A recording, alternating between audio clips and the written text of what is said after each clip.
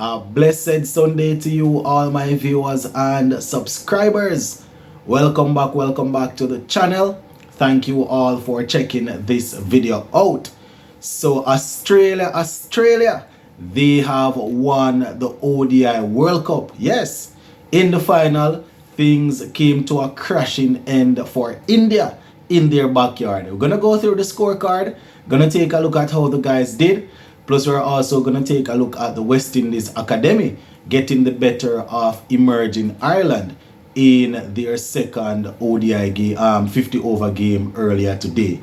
So just give a listening ear and let me know what you all think in the comment section.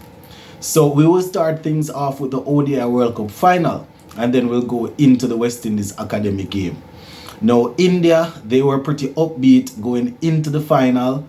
They were pretty much spotless until then, with Virat Kohli playing at that top level, playing at his best. You understand, a couple of other guys really putting some good performances together to get India to the final. However, when they came up against the Australian bowlers, it wasn't the same dominance that we have seen from them throughout the tournament. They were actually skittled out for 240. Yes, 240, my viewers and subscribers. So Australia bowlers came to the party. A couple days ago, when Mitchell Starc started taking some wickets, I used the phrase that class is form is temporary, but class is permanent. And he came through for them once again in the final. So 240 is what they got off the 50 overs. And let me just go through the batting scorecard here. Rohit Sharma, he got the team off to his usual good start, getting in the 40s. He actually got 47 off 31 with 4 fours and 3 sixes. Shubman Gill, he was unable to do much. He got 4. Virat Kohli, once again, getting past a half century. He made 54 off 63 with 4 fours before he was bowled by Pat Cummins. So once they got Virat Kohli, you can imagine that the guys were feeling pretty upbeat. They were thinking to themselves that yes, the main man is out of the way. Let us just see if we can work our way through the middle and the lower order. Resistance came in the form of their wicketkeeper batsman KL Rahul. He made 66 off 107 deliveries. Listen to this, 1-4. So you can imagine that after they lost those guys relatively early, he was in consolidation mode there, ended up getting 66 off 107. Jadeja, he made 9 off 22. Yeah man, Sky, he made 18 off 28. Mohammad Shami made 6. Bumrah made 1. Yadav, he made 10, and Mohammad Siraj was left not out at 9, having faced 8 deliveries. So 240. They always say runs on the board is runs on the board. You can imagine that in a final, that is even more true. Runs on the board is runs on the board. Australia, their batsmen, however, took on the challenge, and Travis Head once again getting a magnificent century. A century in a final, my people, to show that he is really and truly world class. But before we go through the Australian batting, let me just give you the bowling. So bowling for Australia, Mitchell Starc, 10 overs, 55 runs, 3 wickets. Josh Hazlewood, 2 wickets for 60 runs off his 10 overs. Glenn Maxwell, 6 overs, 35 runs, 1 wicket. Pat Cummins, he picked up 2 for 34 from his 10 overs. Adam Zappa, he bowled 10 overs for 44 runs, picked up 1 wicket. And we would have seen Mitchell Marsh bowling 2 overs for 5 runs, while Travis Head contributed 2 overs for 4 runs. So all in all, a very good bowling performance there for Australia.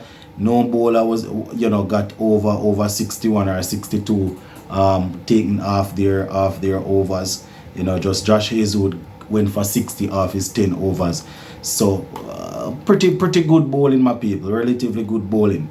Now, when it was time for Australia to chase, they lost their veteran opener, David Warner, pretty early. He made 7 off 3 with 1-4 to his name. They didn't have to worry too much though, because Travis Head decided that things weren't gonna go like that, and he batted and he batted.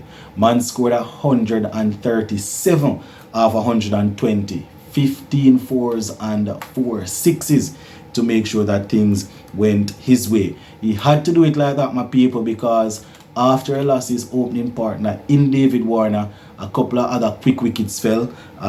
Mitchell Marsh made 15 off 15. Steve Smith made 4 off 9. And, Marnus Lamashane, he came and he stayed with Travis Head for a while, and both of them brought the total pretty close. Well, brought the score pretty close to the what was needed. Marnus Lamashane's 58 came off 110 deliveries.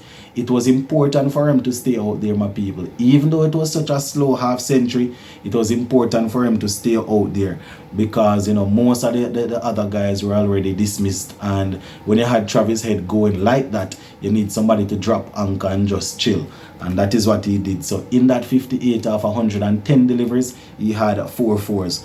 Glenn Maxwell, he was left not out on 2 off 1 alongside Marnus Lamashane. So Australia, my people, lifting their 6th title, if I'm not mistaken.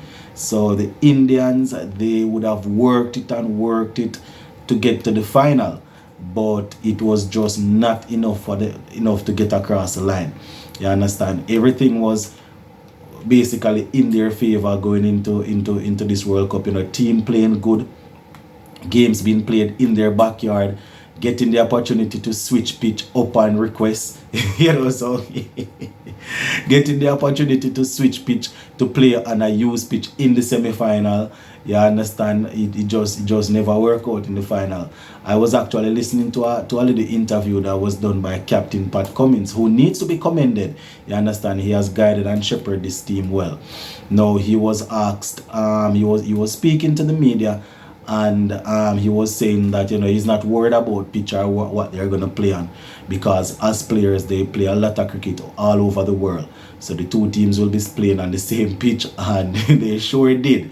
You understand? So Australia, they're winning the World Cup final by 6 wickets, scoring 241 for 4 in 43 overs.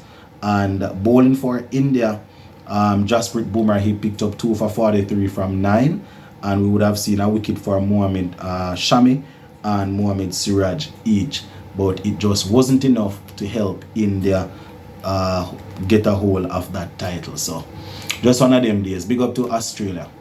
Alright, quickly now, my people. West Indies Academy, they defeated the emerging Ireland team pretty easily, right? So they bowled emerging Ireland out for 103, and it took 27.3 overs to bowl them out. Now, giving chase, we scored 107 for 3 in 15.4 overs. You understand? Just going ahead and getting the runs pretty quickly. Doing the damage for the West Indies Academy with the ball. The wickets were basically shared. We would have seen Joshua Bishop once again amongst the wicket. He picked up 3 for 19 off 6.3. Naeem Young 2 for 23 off 6. McKenny Clark 2 for 20 off 5.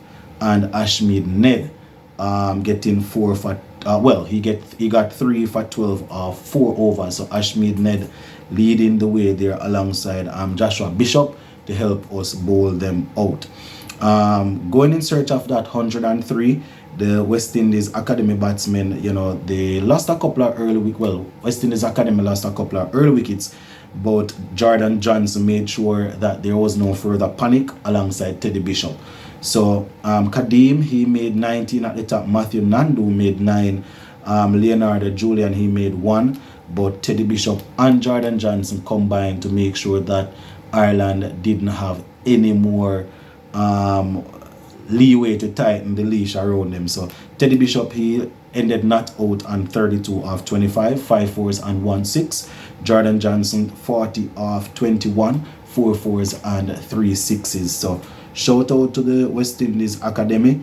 And bowling for Ireland, Hand, he picked up 2 wickets. He was the leading bowler there for them. So that is pretty much it for this one, my people. Let me all know what you think in the comment section, especially about Australia lifting the ODI World Cup title. Peace.